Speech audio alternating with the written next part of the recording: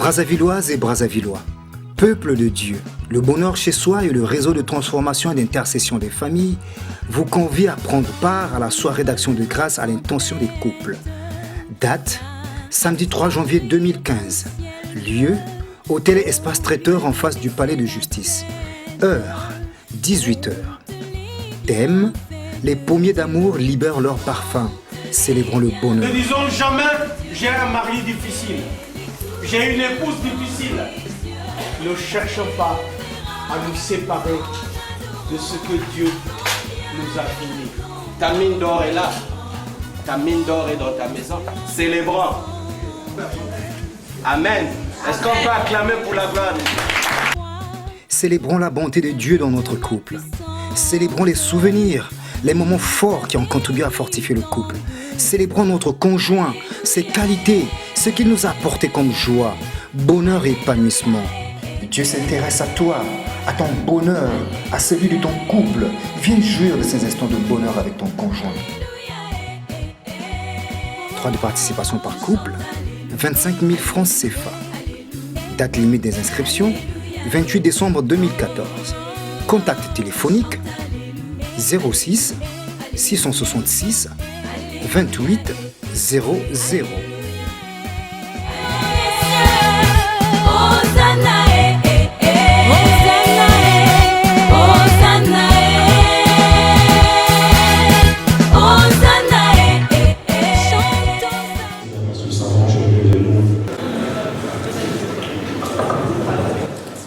Bonsoir à tous.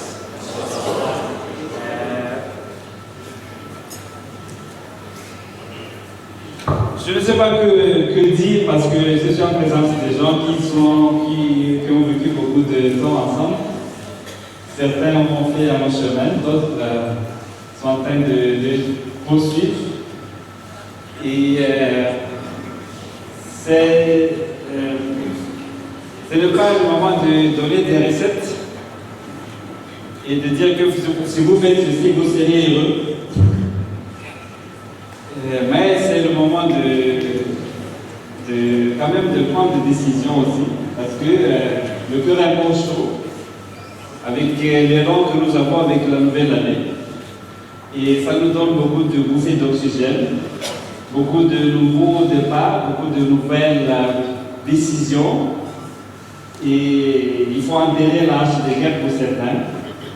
Et ce métier donc de la vie de la réconciliation du Parlement. Mais j'aimerais quand même, lorsque Marie m'avait demandé de dire quelque chose, est-ce que c'est libre à l'orateur de dire ce qu'il pense, ce qu'il a dans son cœur, ou bien s'il y a un terme spécial? Bon, elle n'a pas tellement répondu, elle a dit, j'ai lu mon mail, elle a dit, je vais t'écrire, et ça fait longtemps qu'elle n'a pas écrit. Donc j'ai dit que ça c'est donc un moyen pour moi de dire ce que moi je pense, ce que je pense dans mon cœur. Voilà.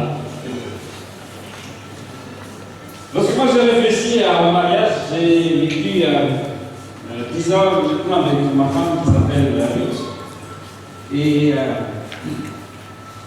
Et je vais partager quelques pensées par rapport à, pas à nous c'est pas important, nous ne sommes pas trop importants, mais c'est par rapport à comment nous allons faire ensemble, si on veut refaire la vie, qu'est-ce qu'on pourrait faire mieux? C'est ça. D'abord pour moi le mariage, j'ai lu des livres de Gary Chapman, et puis il y a quelques que nous connaissons tous comment il est, un spécialiste des relations conjugales, et d'autres aussi. Mais ce qui m'a fait, je vais dire quand même 4 choses. La première chose c'est, le mariage c'est quoi? Pour vous le mariage c'est quoi? Si on peut définir le mariage, c'est quoi? Et j'ai réfléchi, j'ai partagé avec ma femme ce matin aussi. Je dirais qu'il y a un conflit entre le mariage contrat et le mariage alliance. Vous connaissez bien. J'ai prêché avec des couples mariés. Le contrat, c'est quoi? Ça, c'est le contrat Quand on a un contrat, c'est pour être, quelqu'un disait, c'est pour être rompu. Le contrat, c'est pour être rompu, c'est pour être résilié. Et si j'ai un mariage contrat, la tendance serait donc que, bon, si ça ne marche pas, je vais rompre. C'est basé sur la négociation. C'est basé sur les accords, sur des conditions. C'est lié avec le temps aussi. Un contrat est temporaire. Mais quand on réfléchit, c'est vrai qu'il y a dans le mariage des aspects légaux où on peut vivre ce contrat-là. Si tu fais ceci, moi je ferai ceci. Si tu couches les enfants, moi je vais faire la vaisselle. Si tu prépares, moi je fais ça. C'est des petits contrats à l'intérieur du mariage. Mais ce n'est pas de cela dont il est question. Mais c'est l'idée même, la grande idée du mariage, c'est quoi? Est-ce que c'est donnant-donnant? Est-ce que c'est quoi? Mais dans le mariage contrat, c'est le soutien. Je suis resté peut-être longtemps dans ce mariage-là. Lorsqu'on réfléchit maintenant, j'ai donné des cours sur l'alliance. Donc j'ai pensé un peu à c'est pas le mariage. Quand on parle de mariage, alliance. L'alliance, c'est quoi? L'alliance, dans la Bible, elle revient, c'est Bérit en hébreu, revient plusieurs fois. Un concept que Dieu même a forgé. Et la première fois que ce terme revient dans la Bible, c'est lorsque Dieu parle avec Noé. Noé, Genèse chapitre 6, le verset 18. Et là, Dieu dit, je établirai mon alliance avec toi. Et plus tard, nous lisons que c'est Dieu qui prend l'initiative. Dans une alliance, il ne pose pas de conditions. Si tu fais ceci, je ferai ceci. Non. Je rétablis mon alliance avec toi. J'établirai mon alliance avec toi. La même chose lorsque nous lisons certains textes bibliques, on parle d'Abraham, Genèse 17, où Dieu établit son alliance avec Abraham. Il n'a rien pas demandé à Abraham quel est ton avis. Qu'est-ce que tu en penses? Il dit, je ferai mon alliance avec toi. Plus tard, lorsque nous lisons le fameux texte de 247, où il est question de Dieu qui fait alliance avec David et toute sa descendance. Une alliance messianique. Et là, le texte est assez même provoquant pour certains parce que là, Dieu dit, même si tu pêches, je le pardonnerai et je ne le frapperai pas comme je frapperai les autres. Parce que Dieu fait donc alliance, il ne pose pas de conditions. Parce que c'est lui qui prend l'initiative. Et ça, dans le texte biblique, l'alliance, il y en a ceux qui pensent que l'alliance est une obligation, auto-obligation. C'est Dieu qui s'oblige lui-même, c'est Dieu qui n'a pas quelque chose qui est plus grand que lui, qui s'oblige lui-même lorsqu'il dit les choses et il le fait. Mais l'alliance ne se limite pas seulement à la relation entre Dieu et les hommes, mais aussi entre les hommes aussi. Il y a des hommes, les relations entre les hommes, nous connaissons l'histoire de Jonathan et de David, même si les homosexuels sont très clairs là-dessus. Mais c'est une... Je ne suis pas pour ça. Mais Dieu dit, Jonathan, il est écrit que Jonathan aimait David comme son ami. Ça c'est la traduction du second. Comme lui-même. Et il faisait alliance avec lui. Et il lui donna le meilleur de lui-même, c'est-à-dire son armure, son arc, sa tunique, son épée. David n'avait, est-ce que tu veux faire alliance avec moi? Non. Mais, avant de faire l'alliance, Jonathan aimait David. Et nous lisons aussi l'histoire de Ruth, que nous connaissons. Au chapitre 1, nous lisons l'histoire de cette histoire de Ruth. Lorsqu'après la mort de tous ses enfants, de maris, Il me restait donc Ruth et Naomi. Ruth, c'est ma femme aussi. J'ai l'habitude de la taquiner mon vite parce qu'elle vient de très loin.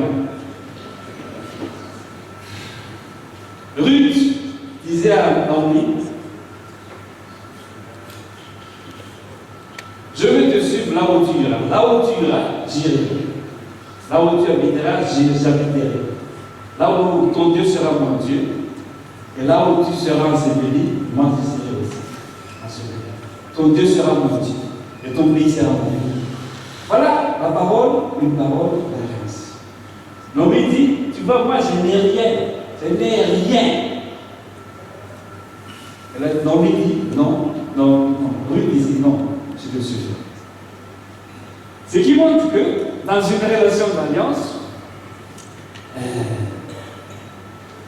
il n'y a pas de condition. Inconditionnel. Et je me demande pourquoi les gens aiment beaucoup ce texte de Ruth lorsqu'ils prêchent au mariage. Parce que ça reflète aux yeux de Dieu le vrai mariage, à mon avis, le sens du mariage. Mariage, alliance, un don de soi. D'abord, faire du bien à l'autre. Comme Dieu avait fait du bien à Noé, il dit aussi, comme Jonathan avait fait du bien à David. Voilà l'alliance. Dans le mariage, contrat, c'est avec des conditions. Dans un mariage alliance,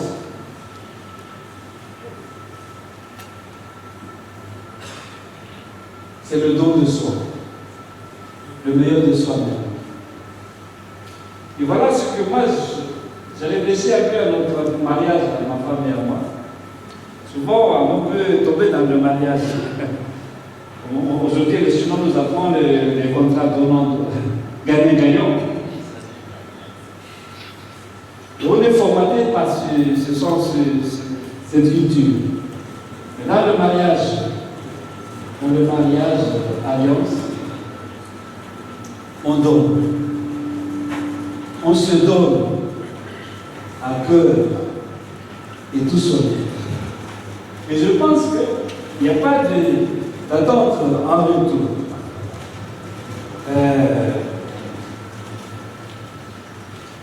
Donc il y a cette manière de voir l'alliance. Et dans notre mariage, c'est bien de revenir sur ces aspects pour nous rappeler que nous ne restons pas dans le mariage contrat, parce que ça c'est la source du divorce. Ça c'est temporaire. Ça vous fait malheureux. Ça vous rendra malheureux. Le mariage alliance, c'est le mariage engagement, don de soi, recherche du bonheur de l'autre. Et c'est ça ce que Dieu veut dans un mariage. Il y a, je m'excuse, j'ai noté quelque chose pour que je n'oublie pas. Un mariage, le mariage contrat compose des dispositions pour établir une alliance est durable. Ça même, il y a dans le texte biblique même, alliance perpétuelle, alliance définitive, alliance qui dure, qui va même au-delà de la mort. Un contrat est un accord bilatéral, mais une alliance, un mariage alliance, est trilatéral. Il y a toi, il y a ton épouse, il y a Dieu. Un contrat prévoit des dispositions de résiliation. Au cas où il y a séparation, on fait ceci. Une alliance est faite pour la vie. Toute la vie. Et c'est là ce que nous faisons jusqu'à ce que la mort nous sépare jusqu'à qu'il fait froid, qu'il fasse chaud, qu'il fasse froid. Je t'aimerai dans la neige ou bien sous la pluie. C'est comme ça, non? Un contrat, il y a ces droits qu'on protège.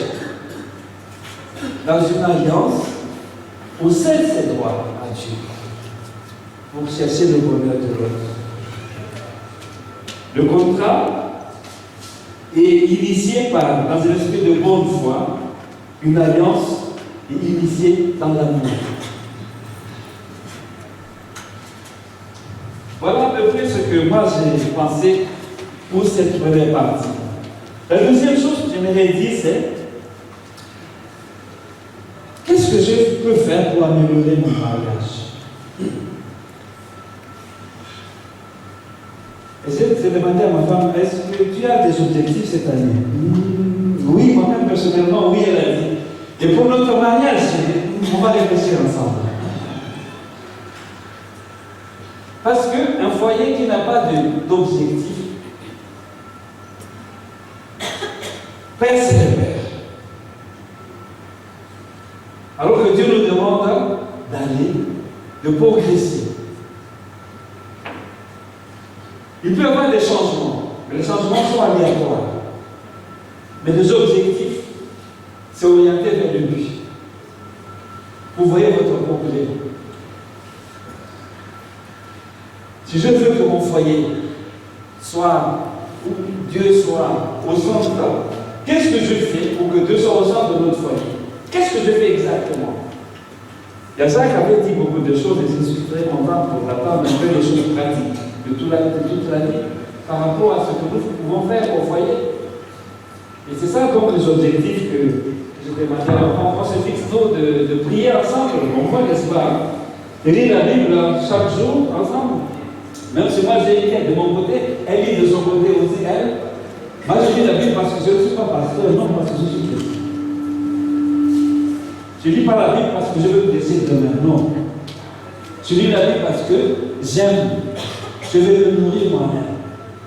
Et je lis la Bible avec ma femme parce que ma femme aussi a besoin de ce moment-là d'être nourrie.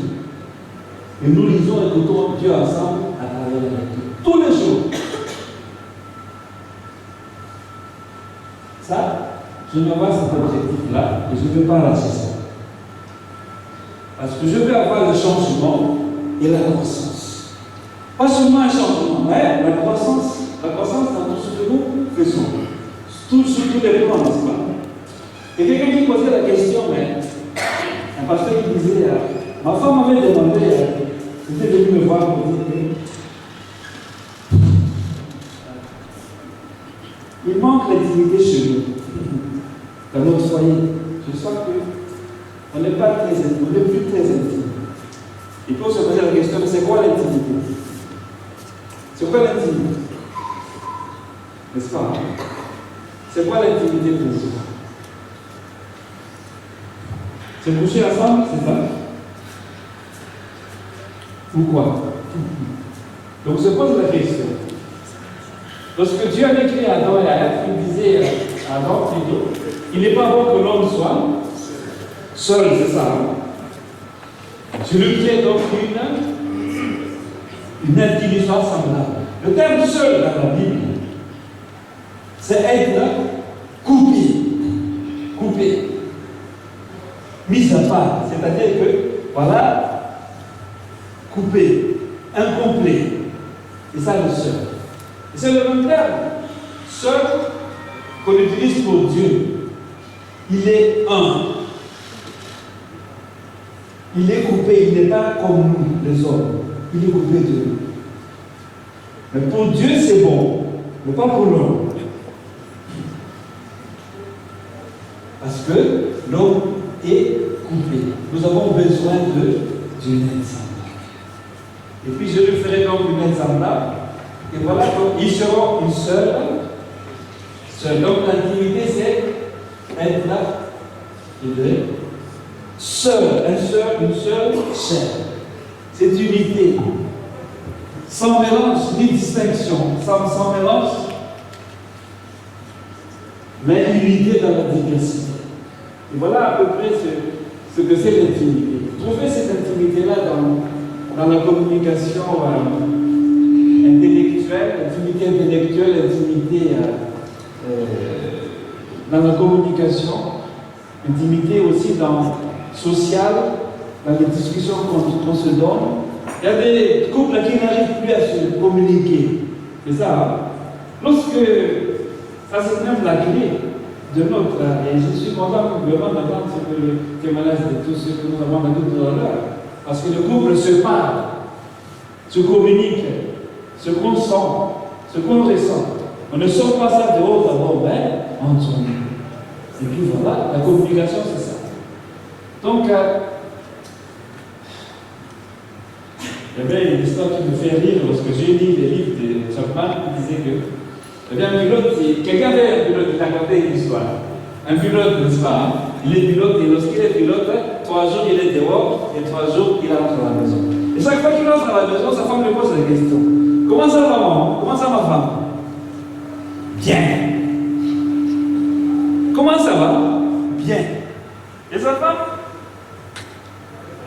À ce niveau de communication, sa femme s'était fâchée. Tous ces 3 jours que tu passais dans dehors, tu dis seulement, ça va? C'est tout ce que tu as dit. C'est tout ce que tu avais dit. Sa femme se passe. Ça, c'est le niveau de communication qui tue le foyer. Il faut aller à un autre niveau de communication où on peut se partager ce qu'on ressent, avoir tous des couples pour l'encouragement, pour nous de se parler de ce que nous ressentons vraiment au fond de nous-mêmes, des choses essentielles. Grandir, moi je veux grandir dans la communication avec ma femme. Pas seulement communication superficielle comme comment ça va et tout ça, hein? Communication où je me sens accepté dans mes idées, dans mes sentiments. Si j'arrive à cela, ça c'est la vitesse supérieure. Je vais avoir ça dans ma vie. Communication. Intimité. C'est ça, hein? Intimité. L'intimité, c'est lié à la communication. Bon, souvent on parle d'intimité sexuelle aussi, n'est-ce pas? La sexualité, lorsque Marie, je disais le texte que l'avait proposé, c'était, moi j'ai dit, ce texte-là, ça parle beaucoup de sexualité. Est-ce que je peux en parler aux autres là? Je me sens un peu gêné, j'ai dit à ma femme, est-ce que je peux en parler? De parler de la sexualité devant mes frères et sœurs en tant que pasteur, tout ça. Non, parce que c'est Dieu qui a créé le sexe. Vous savez pourquoi? Parce que même, j'ai pitié de mon frère qui avait été marié, qui partit juste quelques jours avant l'heure. Parce que dans la Bible, au Deutéronome, la lune de miel, c'est 1 an. 1 an. 1 an, tu te maries et tu reçois de la part de Dieu une année sabbatique pour connaître ta femme 1 an. Pendant 1 an. Tu ne fais pas le service militaire et tu ne travailles pas. 1 an. Ça, c'est la valeur que Dieu donne à l'intimité du couple. Combien de temps vous avez passé cette période d'intimité? C'est pour ça que les mamans ne sont pas satisfaits souvent. 5 minutes, papa, et puis fini.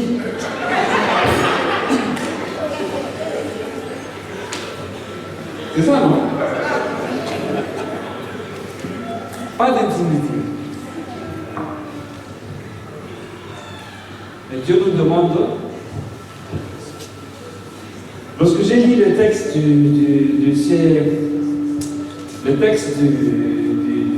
le Cantique des Cantiques, comment la femme avait jonglé avec son mari. Il l'avait torturé.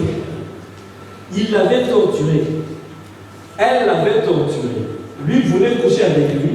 Pardon. Lui voulait coucher avec elle, mais elle voulait. Vous comprenez ça? Ça, c'est l'histoire du Cantique des Cantiques. Il se cachait. Jouait au cache-cache. Jusqu'au chapitre 8, où nous lisons, la femme l'amène à la campagne. Parce que si je couche avec toi dans ton palais, il y a trop de femmes là-bas. Ça, c'est le texte de Cantique des Cantiques. Au palais, toi, Salomon, avec le roi, tu as beaucoup de femmes. Moi, je vais être pour toi, que ce soit avec toi et moi seul. Allons-y dans la campagne. Chapitre 8, lisez ça. Dans la campagne, on va goûter avec beaucoup de langage poétique, là, romantique, sentimental, pardon, avec tout ça. Allons-y.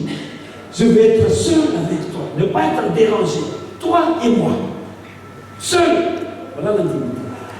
Salomon voulait l'amener au palais. Non, non, non, moi je marche pas. Moi, c'est toi et moi seul. Voilà l'intimité. Nous perdons souvent l'intimité avec les promiscuités, hein, c'est ça. Hein? Avec les cousins, 18 cousins.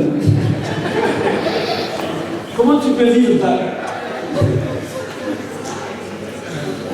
Comment?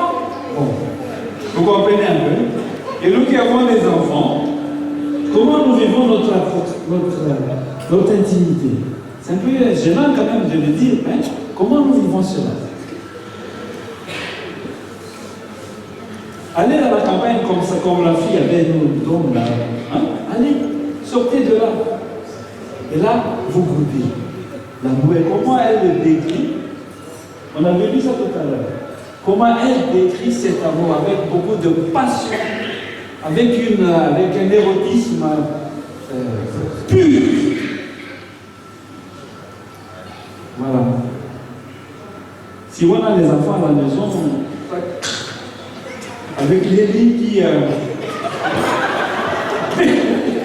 qui craquent et tout ça, vous ne pouvez pas. Ça réveille tout le monde.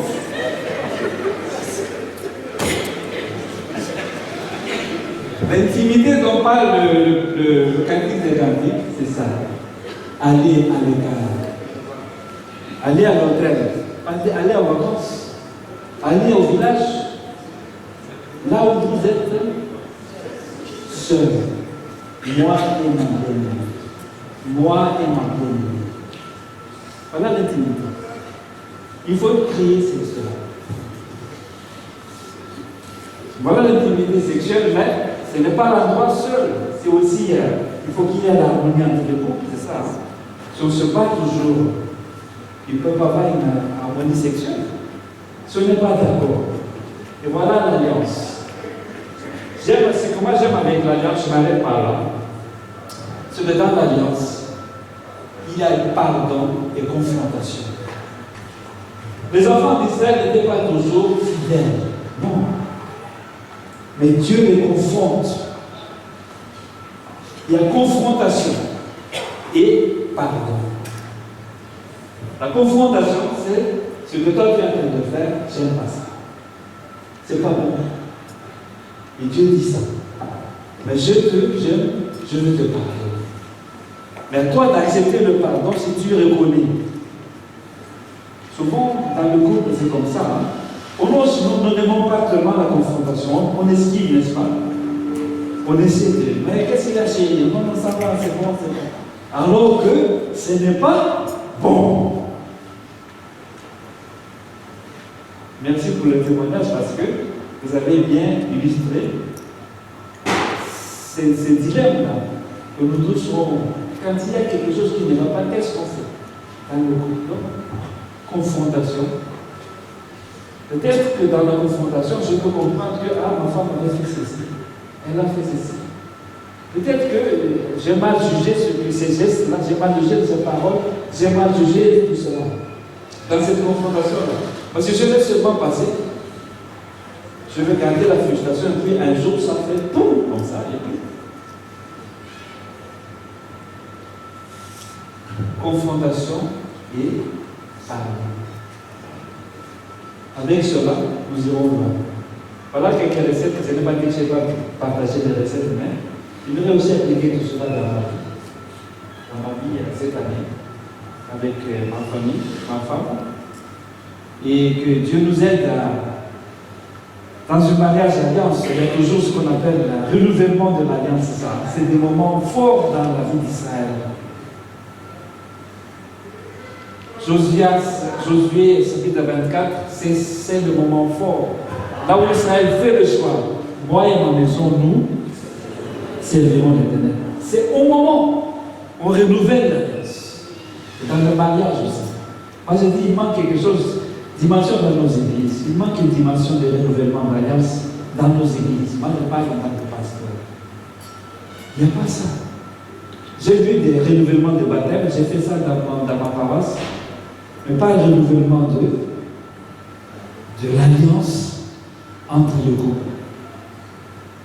Alors que les couples veulent, il y en a ceux qui veulent vraiment avoir cette petite quelque chose pour officiel, pour être là, nous voulons renouveler notre alliance devant Dieu. Il y a des pasteurs ici, donc il faut créer ça. Que Dieu nous aide. Nous allons prier.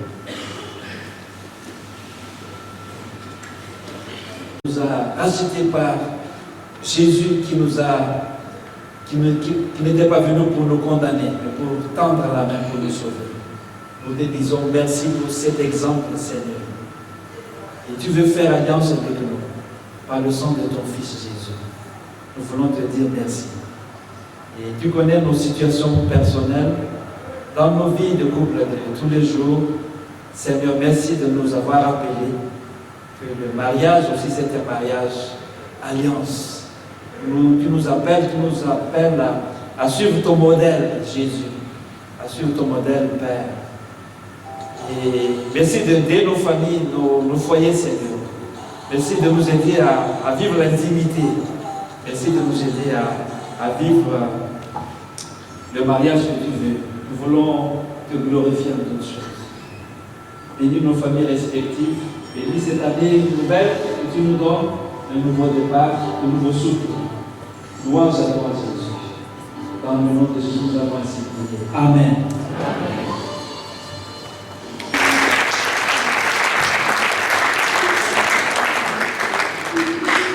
Je sais que pendant que nous nous réunissons ici, d'autres couples sont en train de se déchirer, peut-être à la maison, autour de nous, peut-être même ici pendant que nous vivons ce moment-ci.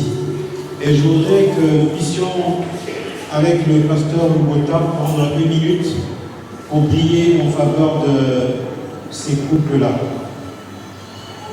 Si le pasteur Mbota est là, je vais vers lui pour qu'il puisse prier en faveur de tous ces couples qui sont en difficulté en ce moment.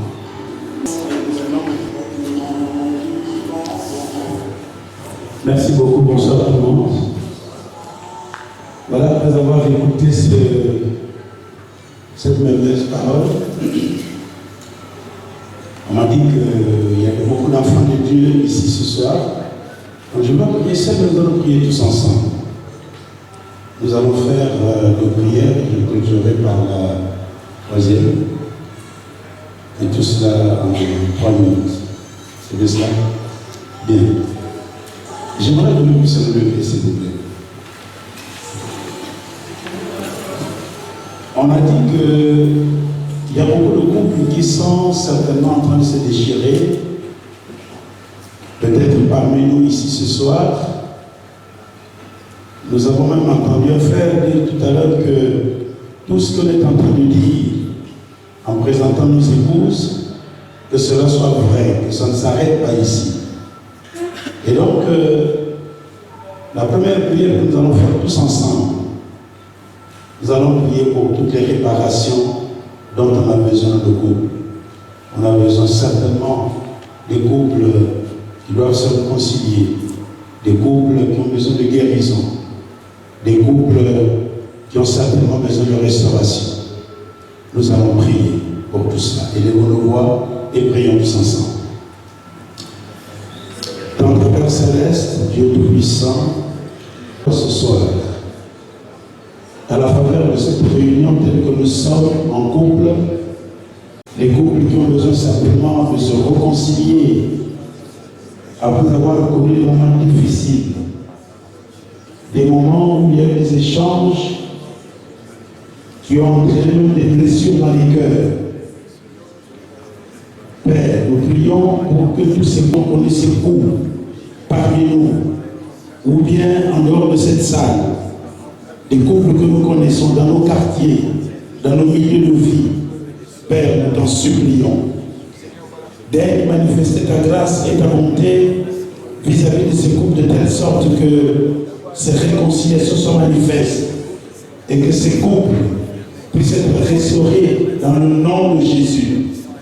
Seigneur, nous t'appelons au secours. Oui, toi qui ne veux pas que l'homme et la femme qui sont unis se séparent, car ils font un, parce que la séparation entraînerait la mort.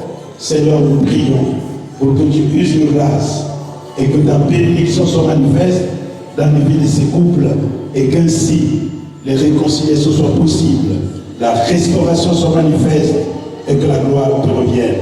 Papa, nous te bénissons parce que nous croyons que tu es le Dieu qui nous écoute et qui nous fait grâce par le nom de Jésus. Amen. Nous voulons également prier maintenant pour demander que pour tous ces couples qui se réconcilient, pour tous ces couples qui reçoivent cette guérison, puissent véritablement être des couples unis par la suite. Des couples qui vivent véritablement l'alliance, l'amour-alliance, comme nous l'avons entendu. Des couples vraiment qui se consolident au jour le jour et qui font plaisir à ravir.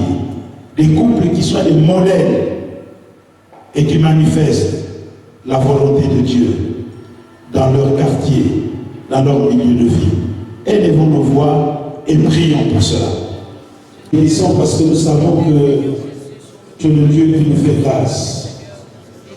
Seigneur, nous croyons que, comme nous l'avons entendu, vivre la vie de couple doit certainement être quelque chose de merveilleux. Mais qui a aimé l'Église et qui s'est offert pour elle. Seigneur, nous prions pour qu'il soit ainsi dans ces couples qui sont ici ce soir et même ceux que nous connaissons. Seigneur, nous prions pour que les épouses pour Dieu dans ces couples puissent être des couples, des femmes soumises à leur mari. Oui, en toutes choses, pour que Seigneur, ta gloire se manifeste au travers de cet amour et de cette soumission.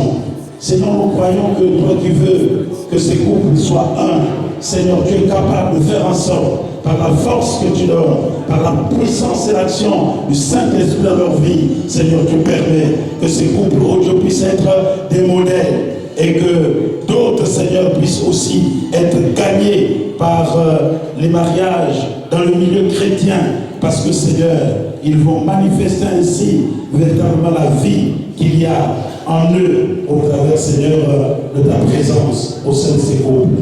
Oui, Père, nous te bénissons et nous te rendons grâce pour cela. À toi l'honneur et à toi la gloire pour cette unité, pour, Seigneur, la consécration de ces couples. Dans le nom de Jésus, nous avons prié ainsi. Amen. Maintenant, je vais prier, tendre Père Céleste, au travers de tout ce qui se dit, Seigneur, nous croyons que tu peux faire de ces couples des couples bénis, des couples véritablement consacrés à toi dans le mariage, qui vivent pleinement le mariage et qui, au travers de leur témoignage, peuvent gagner d'autres à cette vie de mariage. Seigneur, lorsque nous voyons ici et là, tout autour de nous, le couple qui s'effiloche, des divorces, Seigneur, garde-nous loin de ces déviations et que tu bénisses, Seigneur, chaque couple qui est venu ici. Seigneur, que ta grâce se repose ainsi sur chacun d'entre nous, de telle sorte, ô Dieu, que ton nom soit pleinement glorifié de par ces couples qui sont ici présents. Père, à toi l'honneur et à toi la gloire pour tout ce que tu fais dans toutes ces vies ici présentes. Dans le nom de Jésus, nous avons ainsi prié. Amen. Et soyez bénis au nom de Jésus.